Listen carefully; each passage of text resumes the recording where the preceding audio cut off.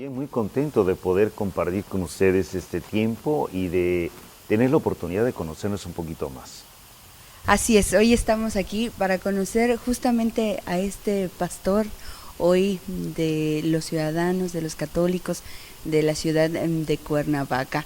¿Cuál es su primera reacción? Justamente quisiera preguntarle, cuando llega, cuando le dicen, se va a ir usted a la diócesis de Cuernavaca. Pues debo decirle que con mucha sorpresa, porque yo estaba como obispo en Campeche, tenía ya 7 años y estaba muy a gusto. Problemas nunca faltan, ¿no? Sin embargo, habíamos logrado una gran empatía entre el pueblo campechano y su servidor, entre el presbiterio y su servidor. Y mi idea y mi ideal hubiera sido quedarme a vivir allá todo el tiempo y servir. Incluso ya tenía mi tumba escogida. Ya sabía dónde, abajo de catedral, están algunos obispos enterrados abajo del altar de catedral y había 2 lugares todavía vacíos y yo ya había escogido el mío. Pero los caminos de Dios no son los caminos del hombre. Recibo una llamada telefónica del nuncio apostólico, Christophe Pierre, y me dice, el Santo Padre lo ha nombrado obispo de la diócesis de Cuernavaca y quiere que se vaya. Ni siquiera me preguntó, quiere, no quiere, qué le parece, no. Normalmente se hace porque yo trabajé en el servicio diplomático. Entonces, bueno, somos hijos de obediencia y ahora estoy enamoradísimo de mi diócesis de Cuernavaca y estoy plenamente seguro de que Dios en su providencia pues hace lo que siempre es mejor y yo estoy aquí muy contento y que no sepan los campechanos, pero ya me estoy olvidando de Campeche. Un clima distinto, aquí no tenemos mar, una altura distinta y una cultura muy diferente de Sí, los pobladores. efectivamente, cuando se dice eres muy campechano, pone en evidencia el carácter esencial del pueblo campechano, que es muy tranquilo, que se ponen muy en realidad muy en paz y que es el estado más seguro de todo el país. Difícilmente vas a escuchar que hubo un crimen, que hubo un secuestro, difícilmente, casi nunca. Y el mar de Campeche, que es parte del Golfo de Sí. México, no se mueve. Y dicen, el pueblo campechano es como su mar, no se mueven, tranquilos, en paz, con una filosofía de la vida de llevarla todo lo mejor que se puede. Entonces ahí sí hay, digamos, una diferencia. Ahora hay muchísimo calor. Yo fui también obispo auxiliar de Yucatán 2 Ajá. años. Conozco, por lo tanto, 9 años he vivido en la península yucateca y sé lo que significa el calor yucateco, muchísimo calor. Pero pues también ahí se compensa con tantas otras cosas, un pueblo también muy bueno. Pero como he dicho ahora, mi esposa es la diócesis de Cuernavaca y estoy muy enamorada. Y cuando llega a Cuernavaca, ¿qué encuentra, señor obispo? ¿Con qué se encuentra? ¿Había alguna expectativa antes No, de lo que no, usted iba a no, encontrar? no quise tener ninguna expectativa. No, lo único que hice fue informarle datos generales, qué población tiene, cuántos presbíteros, cuántos grupos apostólicos y venir en el nombre del Señor sin ningún plan específico, sino simplemente servir. Servir lo mejor que se pueda y ser lo que tiene que ser un obispo, padre, pastor, amigo y hermano. Eso lo tengo muy claro y trato en cuanto es posible de que no se me olvide en ningún momento, ¿no? De ser papá de todos, de ser amigo, de ser hermano y de ser el pastor que se necesita y que anima a la comunidad y que le dice, vamos hacia la casa del Padre, estamos buscando estos senderos de paz, de justicia, de amor y de consolidar el reino. Y luego un principio que desde que Dios me hizo la caridad de hacerme obispo, de consagrarme obispo, no estorbarle. ¿Quién es el pastor interesado en la diócesis de Cuernavaca? Jesucristo. ¿Quién es el que quiere que su reino se consolide, crezca, brille? Jesucristo. Y nos ha utilizado a nosotros o nos utiliza como instrumentos para consolidar ese reino. El problema es que somos libres y a veces somos tercos y a veces queremos hacer lo que nosotros queremos, haciendo a un lado la voluntad de Dios. Entonces, mi idea ha sido esa, no estorbarle a Dios y decirle, Señor, aquí está mi vida, me has llamado, me has consagrado a tiempo completo y quiero de veras desgastarme y que mi conciencia no me reproche algún día nada de no haber hecho lo que tenía que hacer. Ciertamente que a veces uno se da cuenta de que hay muchos pecados de omisión, de que debería haber hecho más, pero bueno, dentro de mis límites, aquí estamos, no hay día de descanso, y estamos a disposición. 365 días al año. Casi no, porque algunas ocasiones pues ya uno descansa en los ejercicios espirituales, en los encuentros de las asambleas episcopales, tenemos 2 semanas al año, tenemos formación permanente y esas son oportunidades para relajarse, descansar, ver otra realidad de estudio, de trabajo también, pero intelectual. Usted lo ha dicho, monseñor, es un choque el que se da prácticamente cuando llega a la diócesis de Cuernavaca, porque bueno, donde se encontraba, pues el robo de bicicletas yo creo que va a la alza, es lo que más pueden tener, pero Cuernavaca y en el general el estado de Morelos presenta una situación complicada y en la que hay que trabajar desde la célula fundamental de la sociedad, que es la familia, que desde ahí vemos la descomposición. ¿Cómo enfrenta, señor obispo, esta parte de encontrar esta descomposición? Efectivamente, las características tan particulares que tiene la diócesis de Cuernavaca de violencia, de inseguridad, de vivir este tiempo posmoderno en donde nuestra sociedad se descompone por el materialismo, el individualismo, el relativismo, y eso afecta mucho la vida espiritual de nuestros queridos morelenses como también parte de la humanidad. Entonces, pastoralmente hablando, ¿cuál es el camino que hemos propuesto? Junto con el equipo de pastoral hemos decidido que Dios nos pide trabajar en 5 líneas directrices de pastoral y son las 5 líneas que intentamos trabajar en todas las parroquias y que todos los párrocos tengan conciencia de la importancia que tiene trabajar. ¿Cuáles son esas líneas pastorales? La comunidad. Tenemos que hacer ver a todo el pueblo de Dios que somos la familia de Dios, que tenemos que estar unidos, vivir en esas características propias de cualquier familia. Tenemos también que iluminar esta familia y el camino con la palabra de Dios. La palabra de Dios debe iluminar a cada uno de nosotros en nuestro caminar. En la palabra de Dios encontramos la fuerza, es la semilla que tiene esa potencialidad extraordinaria. Desgraciadamente muchas veces no la conocemos. Tercera línea, y que hace referencia precisamente a lo que acabas de comentar, la familia. Se está desintegrando, está descompuesta, está enferma, y eso es lo que hace que tengamos tantas dificultades en nuestra sociedad, en nuestra iglesia, porque esa descomposición familiar hace que no se encuentre el amor. Si un niño desde el vientre de su madre es amado, nace en el amor, es bien educado en el amor, siente que tiene la protección, el cariño, el acompañamiento, su papá y su mamá le dicen te quiero, sin exagerar, porque luego se va a la otra línea y se hacen hijos de papá, no.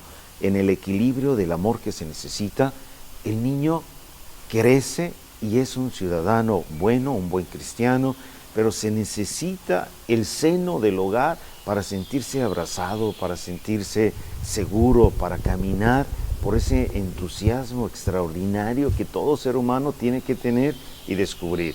Entonces sí, está la familia como parte importantísima de estas líneas directrices de pastoral de toda la diócesis.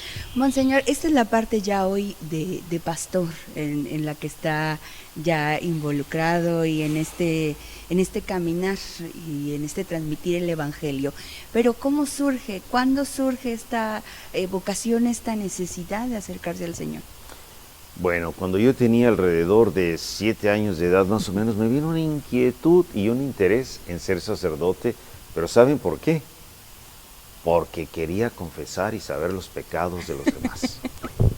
Pero luego se me pasó y ya no volví a tener interés y mi deseo era ser doctor, trabajar por los más pobres, ayudarles a tener la salud, y por la experiencia de vida que vivía me daba cuenta de que muchísimas familias enfermos necesitaban un doctor que se interesara en ellos y que no los mirara como un medio de lucrar, de tener dinero. Y era mi ilusión hasta los 17 años. Pero hubo una familia que insistió muchísimo diciéndome que yo tenía vocación, que debería reflexionar, debería pensar, y siempre los hacía a un lado. Pero un gran amigo mío, que ahora es sacerdote, vicario general de la diócesis de Ensenada, que tenemos casi toda la vida de amigos, desde que teníamos 12 años de edad, imagínense, él entró al seminario. Y a través de él yo descubrí que también el Señor a mí me llamaba. ¿Cómo lo descubrí? A través de una vivencia de paz extraordinaria que tuve en el seminario diocesano de Tijuana. Yo fui a ayudar a mi amigo a un trabajo que tenía que realizar y allí experimenté la paz más profunda que en mis 17 años de edad había podido experimentar. A pesar de algunos encuentros en la Acción Católica, a pesar de algunos retiros que por ahí tenía como joven, sí había mucha alegría, mucho deseo de estar cerca de Dios, pero nunca había experimentado algo tan bello como fue ese día en el seminario, y eso fue lo que desató el deseo de reflexionar, de pensar, de analizar, y así durante un año en reflexión, en discernimiento, descubrí que lo que Dios quería de mí era precisamente camino vocacional, el sacerdocio. Ya entré al seminario y desde entonces, por gracia de Dios, pues he tratado de ser fiel en cuanto mis límites y mis debilidades humanas lo han permitido. Vino la ordenación sacerdotal, por cierto, fui ordenado por un antecesor aquí en Cuernavaca, Juan Jesús Posadas Ocampo, cardenal mártir, digo yo, en Guadalajara, que fue asesinado. Él me ordenó diácono y me ordenó sacerdote en la diócesis de Tijuana, diácono en Tijuana y sacerdote en Ensenada, que en ese momento era parte de la diócesis todavía. Y ya van pasado 33 años, Dios mío, casi no lo puedo creer. Cuando yo en mi adolescencia o en mis 15, 20 años decía a alguien que tenía 50, y se me hacía tan viejo. Y ahora ya tengo 59, digo, Dios mío, ya soy parte, ya me van a dar mi credencial de viejito. Y se ve con mucha fuerza, se ve todavía entero, señor obispo. Ganas de trabajar, sí. Y por lo que nos platica, pareciera que fue un joven tranquilo, un niño tranquilo, ¿así fue? No te creas, no tanto. El periodo de la preparatoria fue muy inquieto. Incluso fui filocomunista, un poquito ahí, unos maestros llenos de entusiasmo por el comunismo, nos transmitían el deseo del trabajo social, de la injusticia, de que teníamos que transformar y revolucionar el mundo a través de otros métodos. Y por ahí a ciertos meses estuve medio inquieto, pero ya descubrí que no era el camino. Pero sí, digamos, ese periodo fue medio movimentado. Nos tocó vivir aquí en la diócesis de Cuernavaca y acompañarlo, señor obispo, en este dolor, en esta pérdida que fue la de su señora madre. ¿Cómo era la relación con su mamá? Porque a lo mejor como pueblo, como pues obispo recién llegado, no teníamos contacto, no sabíamos de la relación con señora madre. ¿Cómo era esta relación desde pequeño? Miren, excelente, excelente. Mi madre fue una mujer extraordinaria porque quedó viuda joven y se dedicó exclusivamente a sus dos hijos, a mi hermano mayor. El primero murió, entonces el segundo y su servidor fuimos los dos hijos que quedaron, y mi madre nunca pensó en volver a casarse, y no era muy fea, era guapa, y se dedicó a nosotros con una fidelidad extraordinaria, con una dedicación, con una responsabilidad que realmente fue un gran ejemplo, y siempre fue una relación excelente, muy buena. Como mis estudios implicaron salir de Tijuana y estar muchos años fuera, y después del servicio diplomático, cada año en vacaciones siempre iba a Los Ángeles, porque luego ellos se trasladaron, digo ellos, mi familia, mi hermano, mis sobrinos, mi mamá, a Estados Unidos. Y cada año, todas las vacaciones, a pasarlos con mamá, hasta que ya fui obispo de Campeche. Cuando fui obispo de auxiliar de Yucatán, no pude recibirla conmigo porque yo vivía en la casa del sacerdote y era un lugar pequeño donde yo solo tenía un cuarto, entonces no podía recibir a mamá. Pero ya como obispo de Campeche, en el obispado había posibilidad, e inmediatamente hicimos un trato mi hermano y yo. 6 meses con él y 6 meses conmigo. Pero luego ya mi mamá dijo, no, yo no quiero los 6 meses de Los Ángeles, yo me quedo en Campeche. Estaba más a gusto en Campeche, a pesar de que mi hermano pues no le gustó la idea, pero se aguantó. Y ya se quedó conmigo, vivimos 10 años juntos, los 7 años allá en Campeche, y bueno, 2 años aquí prácticamente en Cuernavaca, hasta que el Señor se la llevó a sus 98 años de edad. siempre fuerte, animada y con un carácter pues ejemplar y llena de espiritualidad.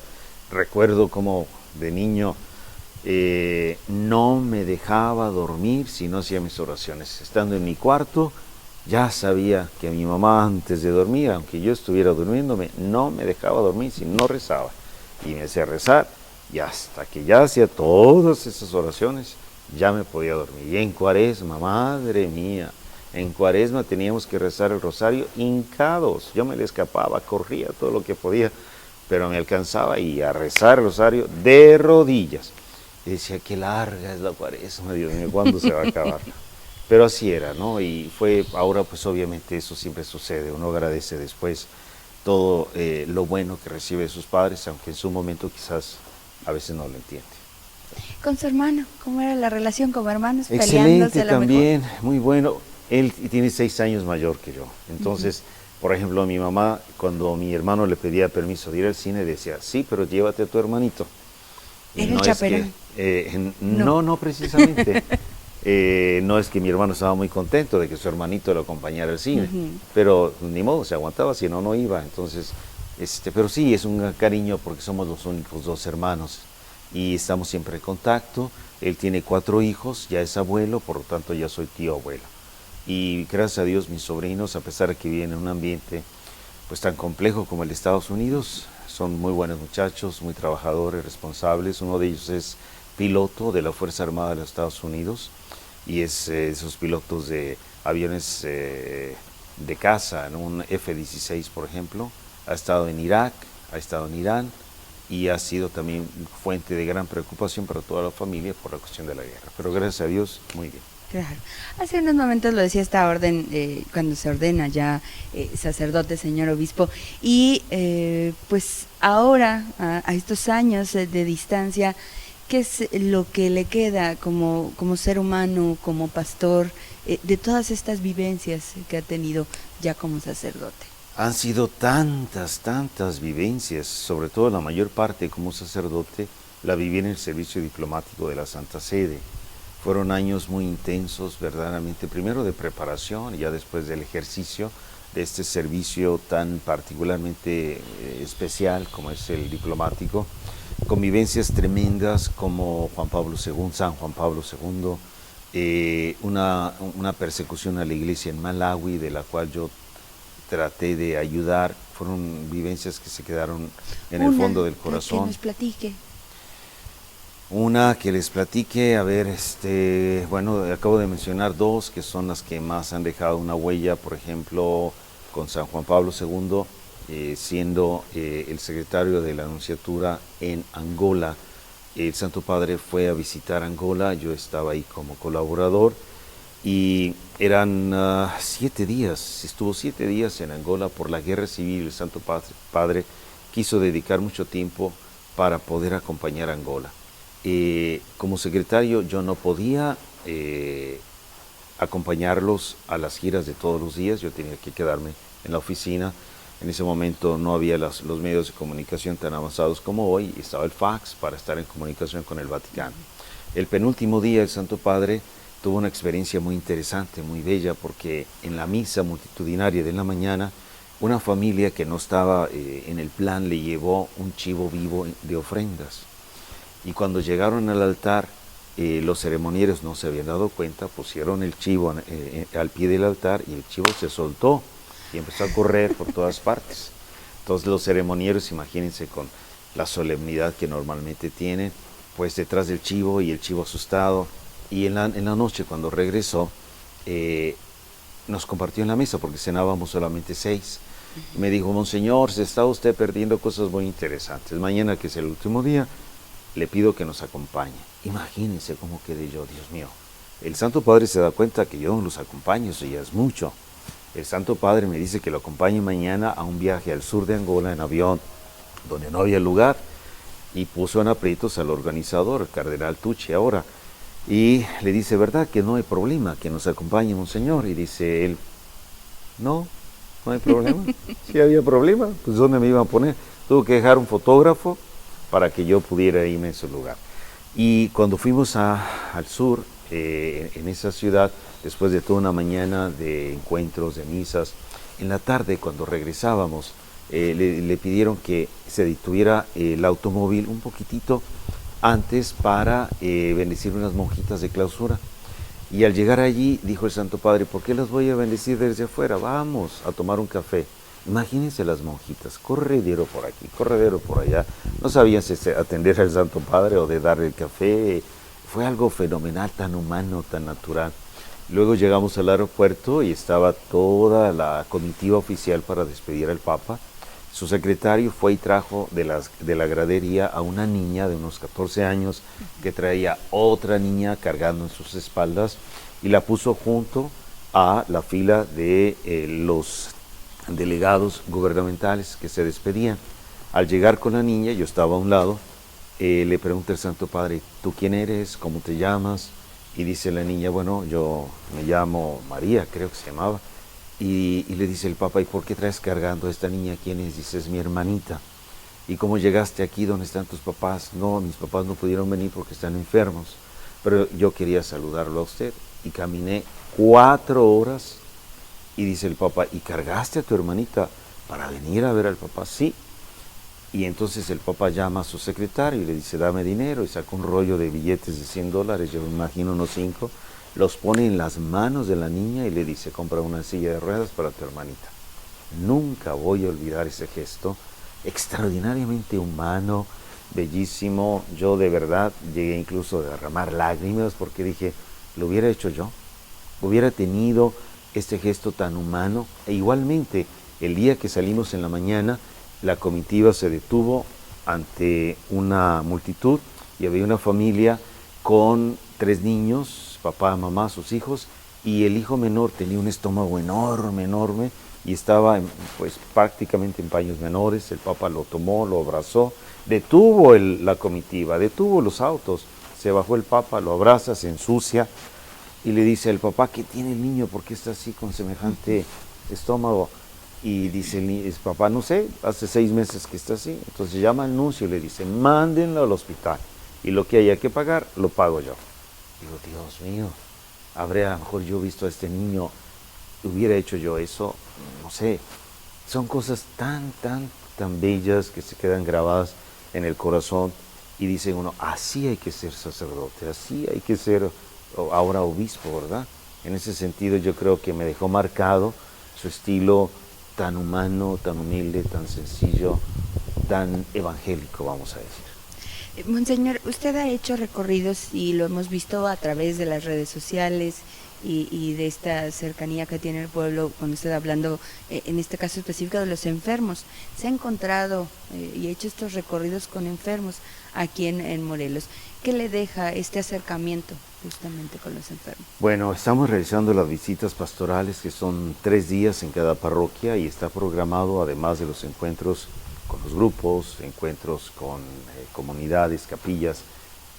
Yo les he pedido que me hagan la caridad de organizar también encuentros con los enfermos, y hay celebraciones en la parroquia, pero aparte vamos a las casas de aquellos que no pueden. Entonces los más enfermos, los más pobres, los más solos, y han sido experiencias fenomenales, muy fuertes, muy fuertes. Les comparto, por ejemplo, una en Coatetelco, un enfermo que tiene más de 40 años con una artritis reumatoide que lo está dejando ya todo incapacitado para moverse, en un lugar donde pues realmente es inhumano, infrahumano vivir, con una hija y 2 nietos. La hija heredó la enfermedad y cuando el esposo supo que había heredado esa enfermedad, los dejó y se fue. Y no pueden trabajar. Y fue algo muy fuerte. Tratamos de ayudar y ahora ya tienen su casita, gracias a Dios. El ayuntamiento y la comunidad ayudó y ya tienen algo muy sencillo, pero al menos más digno. Fue algo impactante. Otra que no puedo olvidar en Jojutla, en una también situación infrahumana, un joven transexual, enfermo de SIDA, lo puedo decir porque es público, sin familia, sin nada, ya con la enfermedad muy avanzada, llegar y verlo, el sufrimiento de esta persona, de este hijo de Dios, arrepentido, se ha confesado, le llevan la comunión, pero con una situación tan grave, tan triste, tan difícil.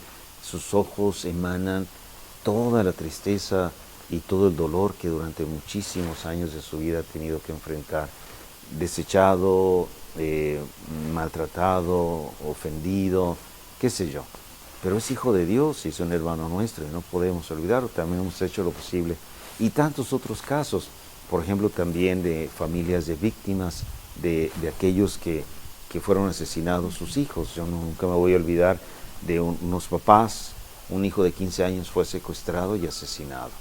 Y después de un año, todavía el dolor es tan fuerte, tan intenso. ¿Qué decirles? ¿Cómo consolarlos? ¿Cómo animarlos? ¿Cómo sacarlos adelante? Pues la palabra de Dios nos ayuda ciertamente, pero es tan fuerte el dolor que te deja marcado a ti también. Monseñor, quisiera pedirle un mensaje final justamente para quienes nos escuchan, para quienes nos observan, de nuestro señor obispo, de nuestro pastor. ¿Cómo no? Yo tengo en este momento muy fresco esta conciencia que todos debemos de tener de que somos colaboradores en la construcción del reino de Dios. Cristo ha iniciado un reino y ese reino va a terminar cuando Él vuelva a venir, pero ha confiado en nosotros, y somos constructores de este reino. Que no haya indiferencia, que no haya comodidad, que no haya flojera. Dios te dio todos los dones para que construyas ese reino. Y si nos quejamos que las cosas andan mal, no es porque Dios sea la causa, es porque nosotros somos la causa. Tienes que sembrar paz, amor, cariño, perdón, solidaridad, trabajo, responsabilidad, servicio. Y así se va a consolidar el reino. Dejemos a un lado el egoísmo, la soberbia, el orgullo, el materialismo, ese individualismo que nos hiere y que nos hace a veces que nos dividamos de una manera tan hiriente. Somos una sola familia, somos un reino y el constructor de ese reino eres tú. No le digas a Jesús que no. Al contrario, hay que comprometerse cada día. Gracias por estos minutos. Ánimo. Gracias, señor obispo.